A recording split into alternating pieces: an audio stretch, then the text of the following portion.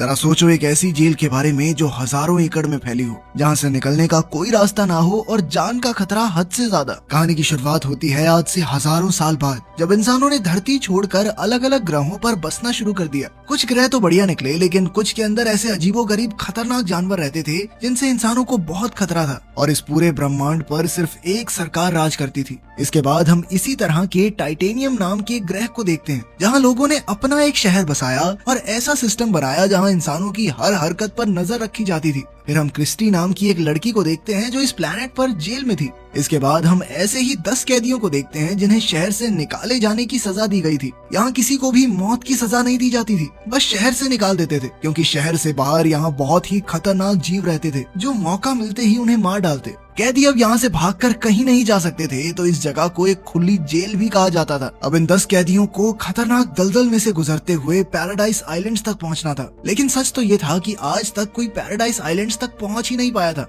खैर, फिर कैप्टन सभी कैदियों को शहर की सरहद तक ले आया, जहाँ एक अदृश्य सुरक्षा कवच था। कैप्टन ने सुरक्षा कवच हटाते हुए अर्विन नाम के कैदी के सर से कपड़ा हटाया और फिर उन सब के लिए एक लोहे का बक्सा मंगवाया, जिसमें उनके काम की सारी चीजें थी। अब उनके पास यहाँ से निकलने के लिए 1 घंटे का टाइम था, वरना गार्ड्स उन्हें गोली मार देंगे। ये सुनकर एक औरत तो पागलों की तरह रोते हुए इधर उधर भागने लगी, तो क्रिस्टी ने जैसे तैसे उस औरत को शांत किया। इसके बाद वुल्फ नाम के कैदी ने कहा कि वो सबके बारे में जानना चाहता है। असल में वो खुद ब खुद सबका लीडर बनने की कोशिश कर रहा था, क्योंकि वो पहले भी इन दलदलों में जा चुका है। लेकिन तभी अचानक पेगन नाम का एक खतरनाक कीड़ा जमीन से बाहर आ गया और तुरंत अपने शिकार को लेकर जमीन में वापस चला गया। खैर, फिर क्रिस्टी ने कहा कि वो वुल्फ के साथ नहीं बल्कि अर्विन के साथ आगे बढ़ना चाहती है। तब अर्विन ने कहा कि भाई, हमें बक्सा खोलकर चीजें आपस में बांट लेनी चाहिए, फिर अपने अपने रास्ते निकल जाएंगे। लेकिन बक्सा खुलते ही सब एक साथ टूट पड़े और अर्विन के हाथ सिर्फ एक चाकू लगा। तो अर्विन ने कहा कि सबको बराबर चीजें मिलनी चाहिए। लेकिन तभी वुल्फ के साथी ने क्रिस्टी पर हमला करने की कोशिश की,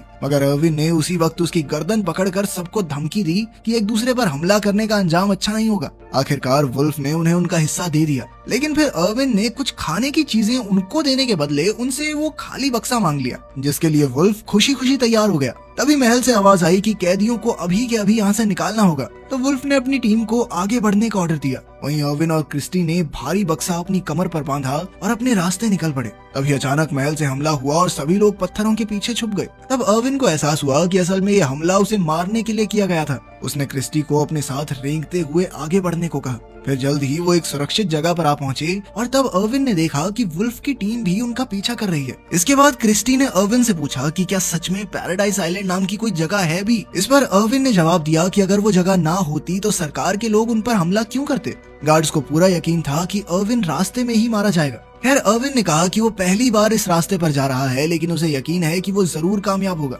असल में कुछ साल पहले अर्विन सरकार के प्रेसिडेंट का एडवाइजर हुआ करता था। वहीं दूसरी ओर हम देखते हैं कि नए प्रेसिडेंट ने कैप्टन को बुलाकर पूछा कि ये एडवाइजर अब तक जिंदा कैसे है। तो कैप्टन ने उसे यकीन दिलाया कि आज तक कोई इन दलदलों को पार नहीं कर पाया। उधर क्रिस्टी और अर्विन को रास्ते में थोड़ा साफ पानी मिला, तो क्रिस्टी ने अपना चेहरा धोया और आने वाले समय के बारे में सोचने लगी। तभी अचानक अर्विन ने क्रिस्टी को बिल्कुल हिलने से मना कर दिया। क्रिस्टी को लगा कि अर्विन उसका फायदा उठाना चाहता है, मगर असल में तो अर्विन ने उस पेगन कीड़े को देख लिया था जो अचानक जमीन से बाहर आ गया था। जब अर्विन उसका सामना कर रहा था तो क्रिस्टी ने हिम्मत दिखाकर चाकू से कीड़े को काट डाला। बाद में जब वो अर्विन के घावों पर मरहम लगा रही थी तो क्रिस्टी ने बताया कि एक बार एक इंस्पेक्टर ने उसके साथ जबरदस्ती करने की कोशिश की थी, लेकिन जब क्रिस्टी नहीं मानी तो उस पुलिस वाले ने बिना किसी गलती के उसे जेल में डाल दिया। उसी समय वुल्फ का ग्रुप भी वहाँ पहुंचा। वुल्फ उनसे वो लोहे का बक्सा वापस लेना चाहता था, मगर अर्विन ने कीड़े के काटे हुए हिस्से को अपने हाथ पर बांधा और उसे हथियार की तरह इस्तेमाल करके वुल्फ पर हमला करने लगा। वुल्फ को एहसास हुआ कि इस समय वो अर्विन का मुकाबला नहीं कर सकता,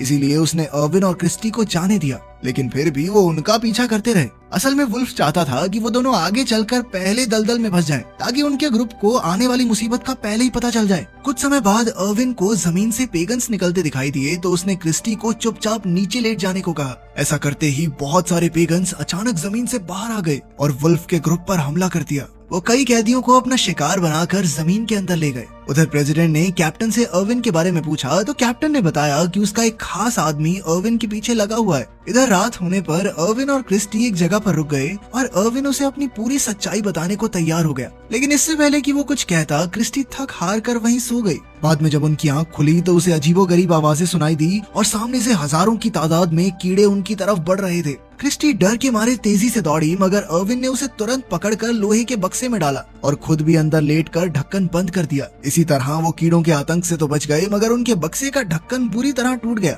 दरअसल अर्विन ने बक्से की मांग इसी मुसीबत से बचने के लिए की थी। फिर शांति होने के बाद वो बाहर आए और बक्से को वहीं छोड़कर आगे बढ़ गए। कुछ समय चलने के बाद वो दलदल की शुरुआत में पहुंच गए। वहीं वुल्फ का पूरा ग्रुप भी उनका पीछा कर रहा था। लेला नाम की एक लड़की को लगा कि ऐसे तो अर्विन और क्रिस्टी ज्यादा आगे निकल जाएंगे, तो वो उनके पास पहुंचने के लिए तेजी से चलने लगी। तब वुल्फ उसे रोकने के लिए दौड़ा, मगर अचानक वो खुद ही दलदल में फंस गया। उसी वक्त लेला ने सबको बताया कि अर्विन असल में पिछले प्रेसिडेंट का एडवाइजर था और वो जानता है कि यहाँ से जिंदा बाहर कैसे निकलना है। फिर यान नाम के एक कैदी ने वुल्फ को बाहर निकाला। खैर रात होने पर अर्विन और क्रिस्टी एक जगह रुके और अर्विन ने उसे कच्चे मेंढक खिलाए। फिर उसने खुद ही क्रिस्टी को बताया कि वो पहले प्रेसिडेंट का एडवाइजर हुआ करता था, लेकिन वहाँ के सिस्टम का काला सच जब उसके सामने आया तो उसने आम लोगों के सामने उनका पर्दाफाश करने का फैसला किया। अब किसी को भी सीधे तौर पर मारना अलाउड नहीं था, तो सरकार ने उसे मरने के लिए इस दलदल में भेज दिया। लेकिन अर्विन यहाँ आने से पहले सिस्टम के अंदर एक ऐसा वायरस डाल के आया है जो एक खास कोड से बंद है और ये कोड उसके सिवा कोई नहीं जानता।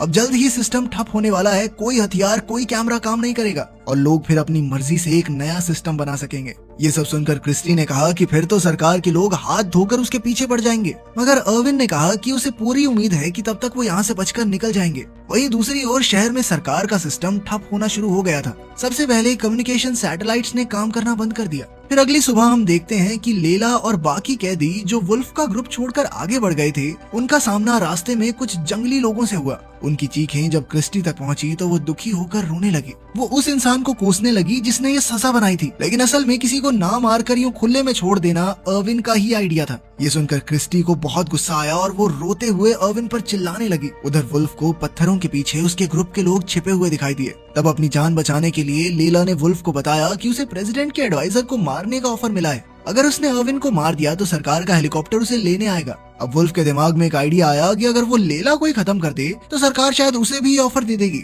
लेकिन फिर लेला उससे बचकर भागी और दलदल के अंदर एक खूंखार मकड़ी के जाल में जा फंसी।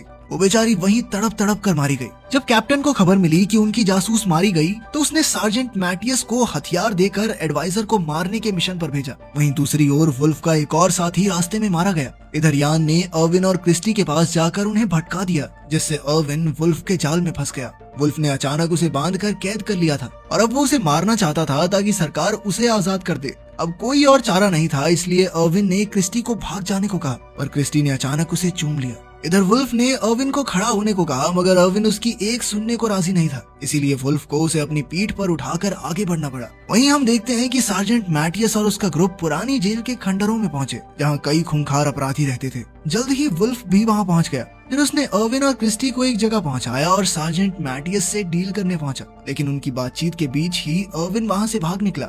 तब वुल्फ ने घबराकर सार्जेंट को कहा कि तुम चिंता मत करो, मैं उसे ढूंढ निकालूंगा, मगर सार्जेंट ने गुस्से में उसे गोली मार दी। फिर सार्जेंट को क्रिस्टी और यान मिले तो सार्जेंट ने यान को भी मार डाला और क्रिस्टी को अपने कब्जे में लेकर आगे बढ़ा। तभी अर्विन ने सामने आकर सार्जेंट से क्रिस्टी को रिहा करने को कहा और इसके बदले में वो खुद को उसके हवाले कर देगा। लेकिन क्रिस्टी को रिहा करते ही सार्जेंट ने उसकी पीठ में बेहोश कर देने वाला ट्रैंकुलाइजर मार दिया और तभी अचानक पीछे से वुल्फ ने सार्जेंट को मार डाला। वुल्फ अब अपनी आखिरी सांसें गिन रहा था, मगर वो सार्जेंट से बदला लेने से नहीं चूकने वाला था। तब अर्विन ने वुल्फ का शुक्रिया अदा किया तो वुल्फ ने उसे सलाह दी कि पैराडाइज आइलैंड जाने की कोशिश मत करो, क्योंकि ऐसी कोई जगह है ही नहीं। उसे इतनी सलाह देकर वो मर गया। बाद में हम देखते हैं कि अर्विन क्रिस्टी को अपनी बाहों में उठाकर समुद्र तक पहुंचा और उसे एहसास हुआ कि इसे पार करने के बाद ही वो पैराडाइज आइलैंड तक पहुंचेंगे। इसे पार करने के लिए उसने खुद पौधे इकट्ठा करके उनका छोटा सा आइलैंड बनाया। उधर कैप्टन अब सार्जेंट से कांटेक्ट नहीं कर पा रहा था, तो वो समझ गया कि एडवाइजर को ढूंढने का अब कोई फायदा नहीं। खैर फिर भी उसने अर्विन के पीछे एक आखिरी ड्रोन भेजा। जब क्रिस्टी को होश आया तो उसे महसूस हुआ कि जिस छोटे से आइलैंड पर वो खड़े थे वो धीरे धीरे डूब रहा है। ये सुनकर उनके साथ मौजूद जो नाम का एक कैदी समुद्र में कूद गया ताकि उन पौधों पर थोड़ा वेट कम हो और अर्विन और क्रिस्टी की जान बच जाए। तभी उन दोनों की नजर उनकी तरफ आ रहे एक ड्रोन पर पड़ी। एक बार को तो उन्हें लगा कि अब खेल खत्म हो चुका है, लेकिन उन तक पहुंचने से पहले ही वो खराब होकर पानी में गिर गया, क्योंकि अब अर्विन का बनाया हुआ वायरस पूरे सिस्टम में फैल गया था। अब उसे थोड़ी खुशी हुई क्योंकि शहर के लोग करप्ट सरकार के चंगुल से बाहर आ जाएंगे। लेकिन अचानक उन्होंने देखा कि वो बहुत तेजी से एक झरने की तरफ बढ़ रहे थे। लेकिन तभी उन्होंने जैसे तैसे खुद को अपने छोटे से आइलैंड से बांधा और वो वहां से नीचे गिरकर भी बच गए। ये किसी करिश्मे से कम नहीं था। आखिरकार वो किनारे तक पहुंचे जहां प्रेसिडेंट के लिए खुफिया बंकर बनाया गया था। इसे बनाने वाला कोई और नहीं बल्कि अर्विन ही था। लेकिन उसे खोलने के लिए कोड का आखिरी नंबर अर्विन को पता नहीं था, क्योंकि वो प्रेसिडेंट ने खुद डाला था। वो तुक्का नहीं मार सकते थे, क्योंकि अगर 2 ट्राई में उन्होंने सही जवाब नहीं भरा तो बंकर लॉक हो जाएगा। लेकिन फिर उसने थोड़ा दिमाग लगाकर प्रेसिडेंट की तरह सोचते हुए नंबर डाला और दरवाजा फट से खुल गया। अंदर जाकर उन्होंने देखा कि वहां मौजूद स्पेसशिप में सिर्फ एक ही इंसान के लिए सीट थी। तब अर्विन ने क्रिस्टी को आगे जाने को कहा, मगर क्रिस्टी ने साफ इनकार कर दिया, क्योंकि अब तो वो अर्विन से प्यार करने लगी थी। आखिर में वो दोनों जैसे तैसे उस स्पेसशिप में घुस गए और उस ग्रह से बाहर निकलकर वो पृथ्वी पर पहुंचे, जहां उन्होंने सरकार को सारी सच्चाई बताई। उम्मीद है अब उनके ग्रह पर जिंदगी थोड़ी बेहतर हो जाएगी।